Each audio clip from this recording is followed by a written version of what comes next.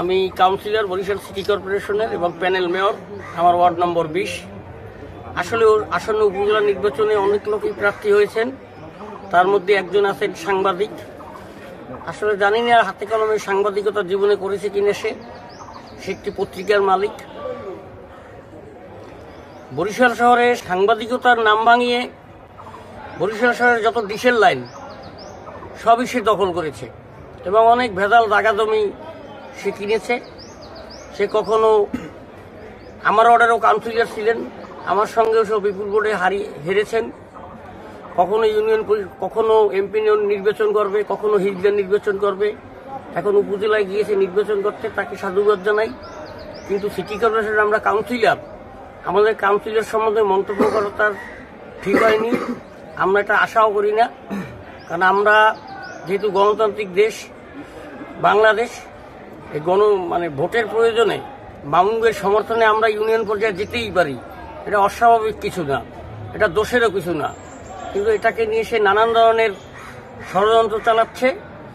ইনশাল্লাহ 8 তারিখ কোনো ষড়যন্ত্রের কাজ হবে না, কারণ সাংবাদিকতার পরিচয় দিয়ে আপনারা জানেন সে সরকারি জায়গায় ভবন নির্মাণ করেছেন, যার কোনো প্ল্যান নাই।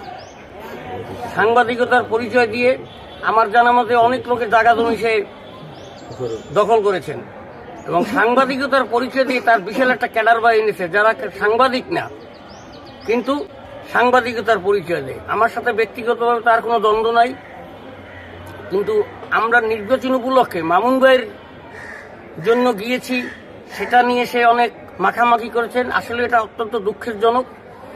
আমি চাই বরিশালে যারা অরিজিনাল সাংবাদিক, যারা হাতে কলমে সাংবাদিকতা করে, সাংবাদিকের নামে যারা মানুষকে জিম্মি করে না, এই ধরনের সাংবাদিক যেন সামনের কাতারে আসতে পারে। জানা মতে বরিশালের ডিশের ব্যবসা সে শুরু করছে 1 বছর আগে, কিন্তু বরিশালের ডিশের ব্যবসা আরো অনেক ব্যবসায়ী আছে, যে ব্যবসায়ীরা আরো 10 বছর 20 বছর 15 বছর আগে থেকে এই ব্যবসা শুরু করেছে। তাদের সমস্ত লাইন সে দখল করে নিয়েছে এবং আমার জানা মতে তার নামে 3-4টা মামলা আছে। সব মামলাই জায়গা জমি সংক্রান্ত।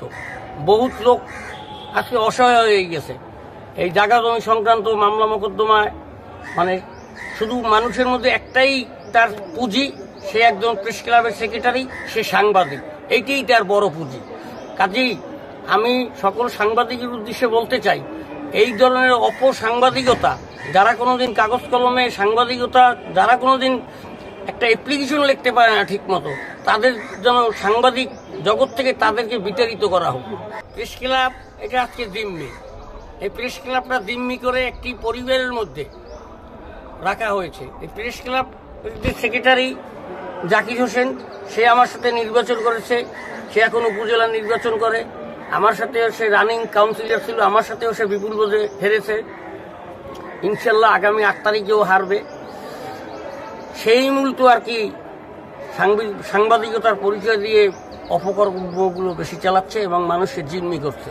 এবং সবচেয়ে বড় কথা, সরকারি জায়গায় বিনা প্ল্যানে, বিনা অনুমতিতে সরকারি জায়গায় কিভাবে সে একটা ভবন করলো, আমি জেলা প্রশাসক মহোদয়কে আপনাদের মাধ্যমে জানাচ্ছি, এটি তদন্ত করে আইনের আওতায় এনে কঠোর ব্যবস্থা গ্রহণের জন্য।